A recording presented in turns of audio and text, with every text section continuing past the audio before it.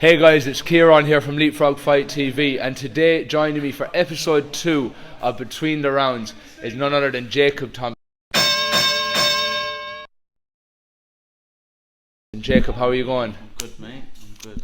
Now, Jacob's a high-rising prodigy in the UK scene and around the world as well.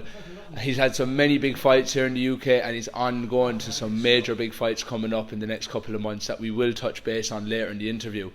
So Jacob, how's things? You're all good, yeah? All good, mate. All good. So, firstly, I want to start off with is why and where did it all start? What was the reason for getting into Muay Thai, and where did you start originally? I always loved sports. Always loved sports when I was a kid.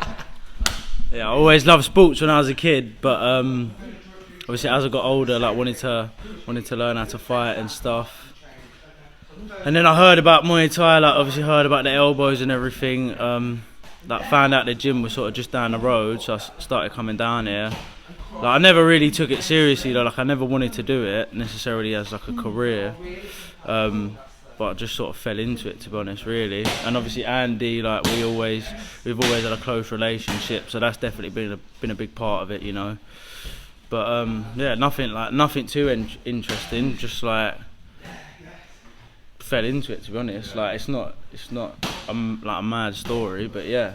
Were you always interested in fighting growing up? Did you watch fighting when you were young fella definitely, before you got into it? Definitely. I always loved, obviously, watching fights, violence and stuff, and then obviously this sort of give me a way to do it without getting in trouble, you know. Yeah. So it was good. Yeah, it was perfect, really. Yeah. But yeah, there's nothing mad about it. No, of course, but seeing obviously your last couple of fights, you had a bit of time out of the ring, obviously with injury, which obviously you've come back, in my opinion, stronger and a lot more mentally focused in the fight game. Your fight style is forever improving, and for me personally, I think Jacob is one of the prospects coming through that hasn't had his opportunity to really show what he can do. What he does in fights is outstanding, but what you do in training is another level. Obviously, you have MTGP, for any that don't know, Muay Thai Grand Prix Intercontinental Champion. You fought some big names. So who was your inspiration? Obviously, when you got into Muay Thai and you found it and you were enjoying it and going into it, who was your first inspiration? Whether it be fighter, coach, whoever it was, who solidified the Muay Thai aspect in your head as a role model for you? When I was obviously first getting into the sport, I used to love. I'd probably say Pet Yutong was probably my favourite sort of modern era fighter to watch. And who would that? What era would he be from? He'd be the modern era, so he was the 2010s sort of time. Okay. So 2010s sort of through 2015. But he was brilliant sort of clincher, Muay Thai. He was a top fighter. He still is alright now, but he's like a lot of Thai fighters that. He's just not on that same. He's not at that same sort of level what he was at. But to be honest, it might sound maybe a little bit cliche or whatever, but the main person who really inspired me to actually treat as a career would probably was John Haggerty, just because he was the first British person what I saw to really make something with it, make some big money, whatever. Because before I never took it seriously because I just didn't see it as a career path, if that makes sense. Obviously I know I could maybe get to Thailand and fight out there and stuff, but there was just no sort of path in the Western world. But then Bertie, he was showing me John Haggerty. He was look, you can make money doing it. Look at this guy. And that was probably the first time that I thought, you know what, I might take this seriously. Yeah. And then I think that's when I started just coming down here, sort of training full time, really. Awesome. So it's like I said, it might sound a bit corny or whatever, but that's just how it happened. I used to love watching obviously all fighters, and now I've got plenty of fighters what I sort of idolise or I watch and sort of try and emulate. But as a sort of motivating factor to treat it as a career, I'd have to say probably John Haggerty, yeah. Oh, awesome. No, definitely. I think the UK scene, as I was speaking about before, and we speak about every day, it's growing massively. The level of the UK scene is probably one of the hardest competitions in the world, other than Thailand.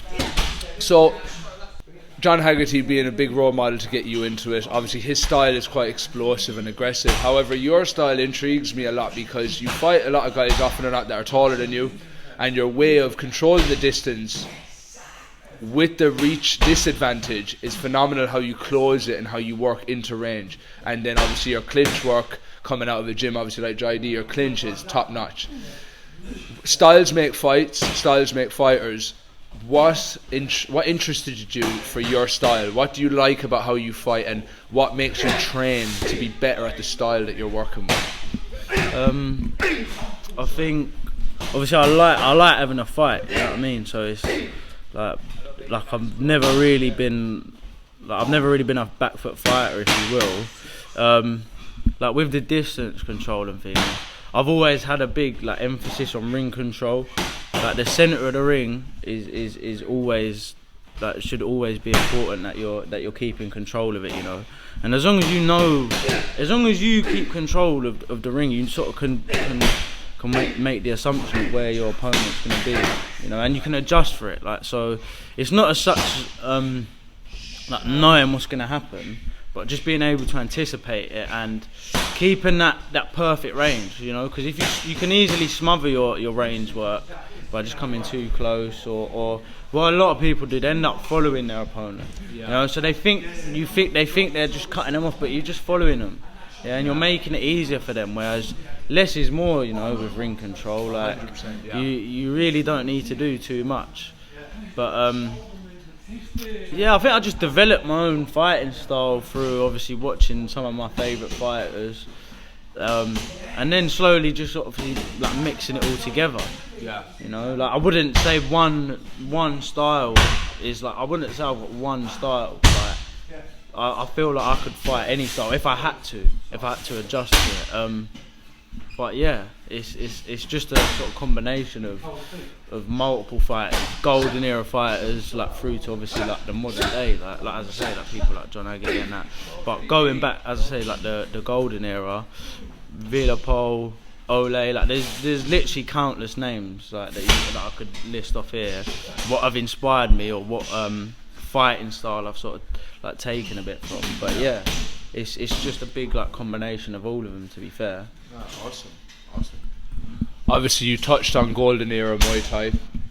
Like for me, that I do Muay Thai, I've done it for a while now, I still don't know a lot about golden era Muay Thai.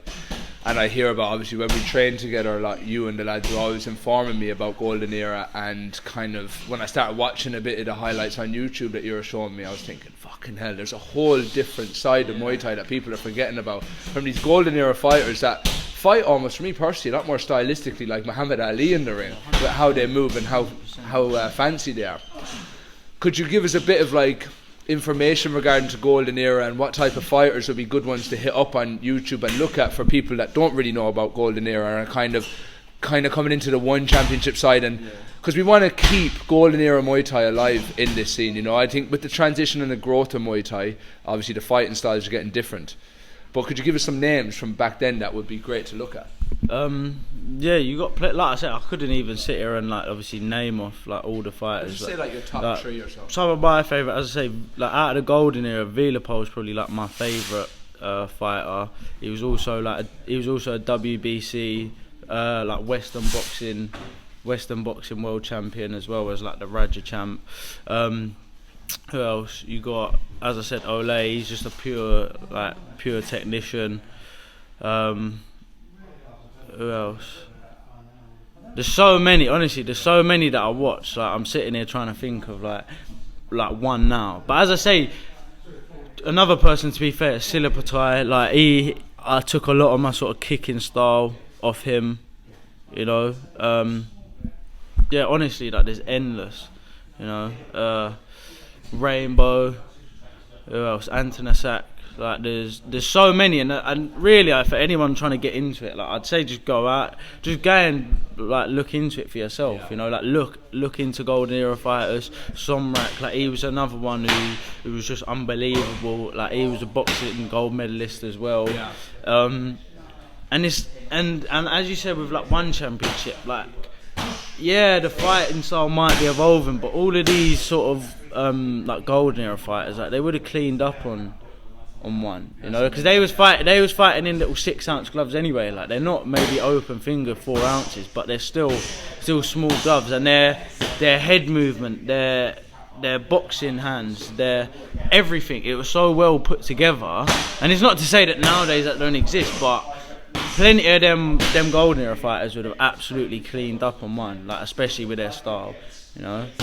So yeah, like, I'd recommend anyone who's obviously enjoys Thai boxing to get to, like, research like the golden era and sort of that's awesome. look into fighters from there, because you can find a new fighter every day that you can just watch and watch and watch. Like, there's still plenty of fighters that are amazing that I don't even know about. So it's a brilliant part of the sport which is easily forgotten, and it's sad, to be fair. Like, as I say, a lot of these fighters, like, what they've achieved, like, they should be superstars, but they're just not. Exactly. Yeah. You know, they're just not. And as I say, it's sad, but it's just how it goes. Yeah. You know? No, fair enough. Okay, so we're going on now. So of course you've had a lot of 10-ounce glove experience. You also have 4-ounce glove experience, and I feel like for yourself and seeing your trajectory with fighting, you're kind of pushing a little bit onto the 4-ounce side of things now. Obviously, of course, with your next fight coming up, which we'll talk about that after this. Can you explain to people, obviously, you know, that are in Muay Thai, maybe have only fought 10-ounce, or people that want to get involved in the 4-ounce, the differences of training and your mindset behind the fight styles? So basically, with the 10-ounce gloves and the 4-ounce gloves, what differences have you faced mentally going into the training? And of course, when you're in there, what your style of fighting has changed to adapt to the glove size? Yeah, it's obviously a whole different sort of ball game, really.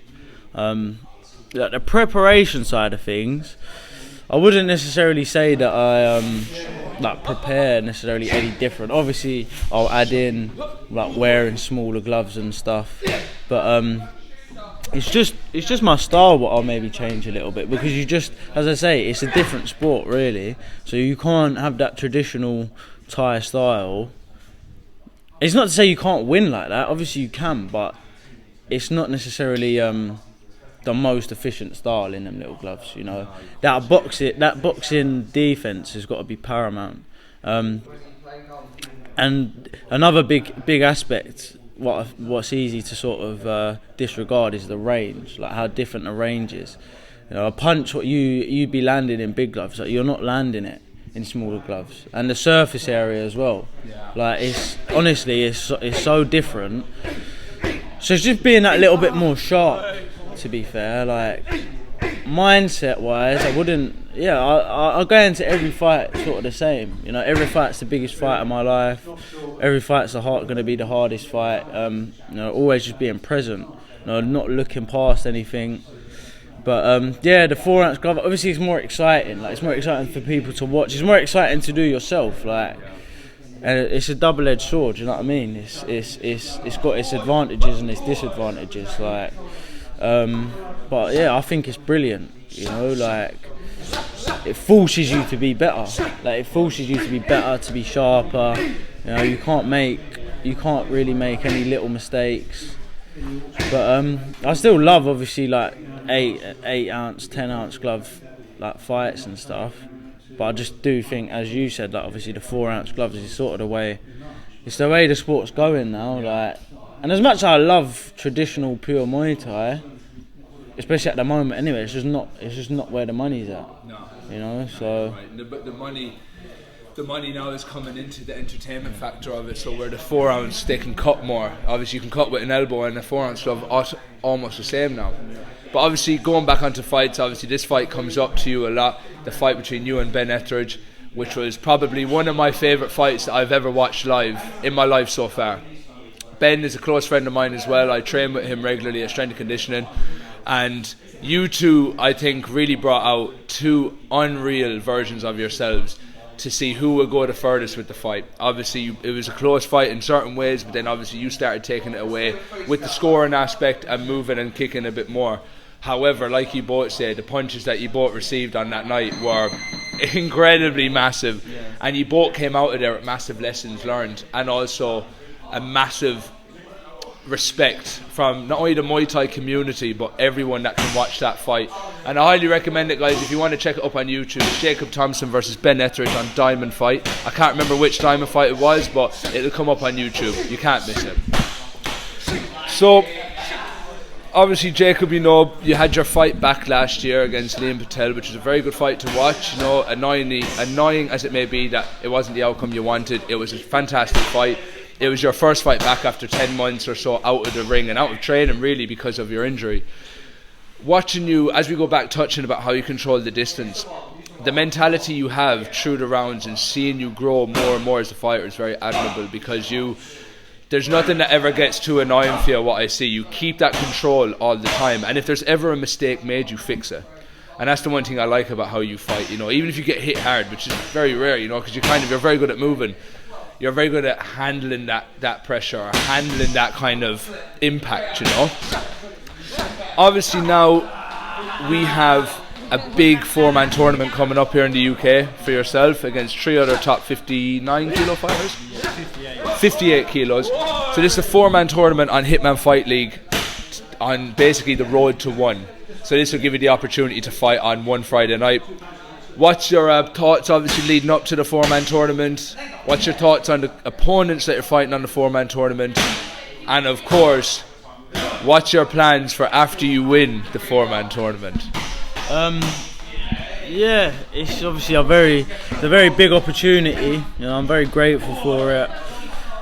You know, and I feel like it's what I've been waiting for. As I said, I love the big gloves, and I love traditional Thai. But you know, to really make a career, I think obviously one is definitely the sort of got the roadmap for that. And the opponents in the tournament, yeah, like listen, every fight, there's no such thing as an easy fight, and especially in obviously like 4-ounce gloves, anything can happen. But there's nobody in there that I think's like anything special.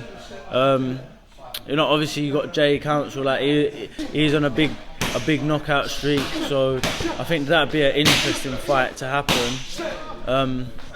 But yeah, at the same time, I don't really think that he's fought anybody that's necessarily brought the fight to him, you know.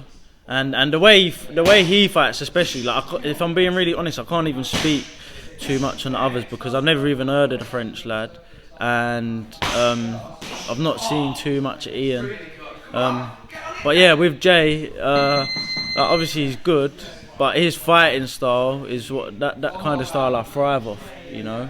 Anyone that brings a fight to me, that's when I'm sort of doing my best. So I'm really looking forward to it. You know, like there's no one in that tournament who's got a back foot fighting style. Which not to say that that's like, I don't fight well against that, but I think sometimes, or with a Liam fight anyway, that I was forcing things sometimes. You know, like I wasn't chasing him, but I was forcing shots rather than letting him make the mistake all the time, you know, because he was, at the end of the day, he was waiting for me to just make that mistake, whereas, you know, with someone that's going to bring the fight to me, I'll find my openings, and I love it. Like, that's when it's a real fight, that's when I'm thriving. And going back to the Ben fight, you know, like as you said, like I learned a lot from that fight, you know, and especially for the smaller gloves. Like, yeah, I might have won that fight, but no way did I sort of put on a performance how I wanted to. You know, like I won that fight on points. So that's not how I like to win. You know, so going forward, obviously, 100% like the boxing going to be more prevalent, but it's still Thai. So yeah. To go back to what you said, yeah, I'm really excited for the tournament. I think everybody in it obviously poses a good challenge. Yeah. Like it'll be 2 fights in one night, so that as well is obviously like is interesting in itself. Got two fights with 4-ounce gloves back to back. Yeah. Well, obviously, as long as you win your first fight, then yeah, you'll be fighting again later on. So yeah, it's very interesting, but as I've said before, you know, like it's a challenge, and this is why I got into the sport. You know, like I thrive off challenges, thrive off things that are hard. You know, now what an experience it'll be, you know, to fight twice in one night against obviously some top opponents, and then, you know, win that opportunity to get out on one. Yeah. And even still there, that's just the beginning. You know, so really I just see it as a stepping stone. As much as it is the biggest opportunity I've had so far, it's just another stepping stone on the road, you know. No, of course. Obviously, touching base on the other 3 competitors on the tournament, as you said, they all love to come forward and have a scrap. And I think, you know, Liam and Andy on Hitman Fight League have done a tremendous job on matching a strong 4-man tournament like this, you know. But I'm really intrigued, and I think, not trying to cut any corners, but I think obviously you and Jay Council, me personally, would be the final, and I think that would be a tremendous final to go for the opportunity on one. So, fuck yeah, let's fucking do that. So, obviously, Jacob, as I said at the start, I feel like, you know, you're a fighter that has so much potential yet to show on the scene. You know, your levels in training, etc., are tremendous. Obviously, I can ask you the dream, I can ask you the end goals, you know, there could be world titles, whatever, but what is dream, kind of in stages throughout the next few years of your fight career, going on to however long they go, and what would be like your future goal now for when you stop fighting? What would you like to do? Obviously, things change, obviously due to opportunities coming at different stages of your life, you could end up anywhere. What would be the goal? Where would you like to go? What would you like to achieve? And basically, who is it you'd like to become as a martial artist in the Muay Thai scene? Yeah, like it's hard to say. Obviously, you know, like I've never necessarily been a person that just sat there and like set like specific goals to necessarily follow. But one thing, obviously, just like having hard, good fights. You know, fighting top level opponents, like it's something like what Liam Harrison said the other day, to be fair, what I thought is just so bang on, like especially in Thai, like it don't matter what belts you've got, whatever, like it's about who you fight, you know, and the fight's what you have. Like realistic, I couldn't care if I don't ever win a belt. Like obviously, yeah, everyone wants to win a belt, but I couldn't care if I do or not. You know, I just want to perform to myself.